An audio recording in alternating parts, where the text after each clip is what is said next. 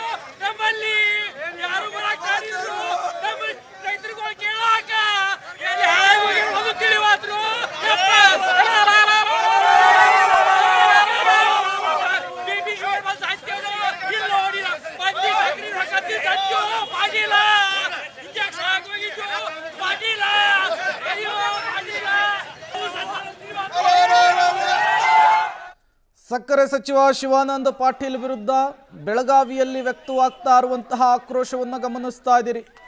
ನೂರಾರು ಸಂಖ್ಯೆಯಲ್ಲಿ ರೈತರು ಅಣಕು ಶವಯಾತ್ರೆಯನ್ನು ಮಾಡುವ ಮೂಲಕ ಬಾಯಿ ಬಡಿದುಕೊಳ್ಳುವ ಮೂಲಕ ಸಕ್ಕರೆ ಸಚಿವರ ವಿರುದ್ಧ ಸರ್ಕಾರದ ವಿರುದ್ಧ ಧಿಕ್ಕಾರವನ್ನು ಕೂಗಿ ವಿಭಿನ್ನ ರೀತಿಯಲ್ಲಿ ಪ್ರತಿಭಟನೆಯನ್ನು ಮಾಡ್ತಾ ಇರುವಂಥದ್ದು. ಇವತ್ತು ರಾತ್ರಿ 8 ಗಂಟೆಯವರೆಗೂ ಕೂಡ ಡೆಡ್ಲೈನ್ ಕೊಟ್ಟಿದ್ದಾರೆ. ತದನಂತರ ಹೋರಾಟದ ತೀವ್ರತೆಯನ್ನು ಮತ್ತಷ್ಟು ಜಾಸ್ತಿ ಮಾಡುವುದಕ್ಕೆ ರೈತರು ನಿರ್ಧರಿಸಿದ್ದಾರೆ.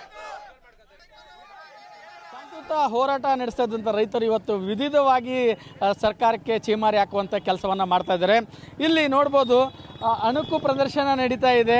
ಇದು ಯಾರದೋ ಅಣುಕು ಪ್ರದರ್ಶನ ಅಲ್ಲ, ಸಕ್ಕರೆ ಸಚಿವರಾದಂತಹ ಶಿವಾನಂದ ಪಾಟೀಲ್ರವರ ಒಂದು ಶವದ ಯಾತ್ರೆ ನಡೀತಾ ಇದೆ. ಶಿವಾನಂದ ಮತ್ತು ರಾಜ್ಯ ಸರ್ಕಾರ ನಮ್ಮ ಪಾಲಿಗೆ ಸತ್ತಿದೆ ಅನ್ನೋ ನಿಟ್ಟಿನಲ್ಲಿ ಹೋರಾಟವನ್ನು ಮಾಡ್ತಾ ಇದ್ದಾರೆ. ಇಲ್ಲಿ ನೋಡ್ಬೋದು ಯಾವ ರೀತಿ ಶವಯಾತ್ರೆಯನ್ನು ಮಾಡ್ತಾರೆ. ಶವಯಾತ್ರೆಯನ್ನು ಮಾಡ್ತಾ ಇದ್ದಾರೆ, ಪಟಾಕಿ ಸಿಡಿಸ್ತಾ ಇದ್ದಾರೆ. ಒಂದು ರೀತಿಯಲ್ಲಿ ಒಂದು ಶಿವಾನಂದ ಪಾಟೀಲರ ಒಂದು ಇಲ್ಲಿ ನೋಡ್ಬೋದು ಅಂತ್ಯ ಸಂಸ್ಕಾರವನ್ನು ಮಾಡ್ತಾ ಇರುವಂಥದ್ದು. ಈ ಒಂದು ಯಾವ ರೀತಿಯಾಗಿ ಯೂಸುವಲಿ ಪಟಾಕಿಯನ್ನು ಸಿಡಿಸಿ ಒಂದು ರೀತಿಯಲ್ಲಿ ಆಕ್ರೋಶವನ್ನು ಹೊರಹಾಕ್ತಾ ಇದ್ದಾರೆ. ರಾಜ್ಯ ಸರ್ಕಾರ ಮತ್ತು ಸಕ್ಕರೆ ಸಚಿವರು ನಮ್ಮ ಪಾಲಿಗೆ ಸತ್ತಿದ್ದಾರೆ ಅಂತ ತೋರಿಸ್ತಾ ಇರುವಂಥದ್ದು. ಸರಿ, ಯಾರು ಶವಯಾತ್ರೆ ಮಾಡ್ತಿದ್ದೀರಿ ಸರ್? ಕರ್ನಾಟಕ ಸರ್ಕಾರದ ಸಕ್ಕರೆ ಸಚಿವರಾಗಿರ್ತಕ್ಕಂಥ ಶಿವಾನಂದ ಪಾಟೀಲ್ ಅವರ ಶವಯಾತ್ರೆ ಮಾಡ್ತಾ ಇದ್ದೀವಿ. ನೋಡ್ಬೋದು ಇವತ್ತು ಸಕ್ಕರೆ ಸಚಿವರದ್ದು ಮಾತ್ರ ಏನು ಹೆಣ ಹೊತ್ತಿದ್ದೀವಿ. ಇವತ್ತೇನಾದ್ರು ಇವರು 3,500 ರೂಪಾಯಿ ಕಬ್ಬಿನ ಬಿಲ್ ಘೋಷಣೆ ಮಾಡದೆ ಹೋದಲ್ಲಿ ಈ ಕರ್ನಾಟಕ ಸರ್ಕಾರದ ಎಲ್ಲ ಸಚಿವರ ಶವದಹನ ಇದೇ ಗುರ್ಲಾಪುರ ಕ್ರಾಸಲ್ಲಿ ಮಾಡ್ತೀವಿ ಅಂತ ಹೇಳಕ್ ಇಚ್ಛಪಡ್ತೀನಿ. ಸರ್ ನಿಜಕ್ಕೂ ಕೂಡ ರೈತರ ಪಾಲಿಗೆ ರಾಜ್ಯ ಸರ್ಕಾರ ಸತ್ತಿದೆ ಅನ್ನೋದು ರೈತರ ಒಂದು ಆರೋಪ. ಇವತ್ತು ನೀವು ಅಧಿಕೃತವಾಗಿ ಮೆರವಣಿಗೆನೇ ಮಾಡ್ತಿದ್ದೀರಿ.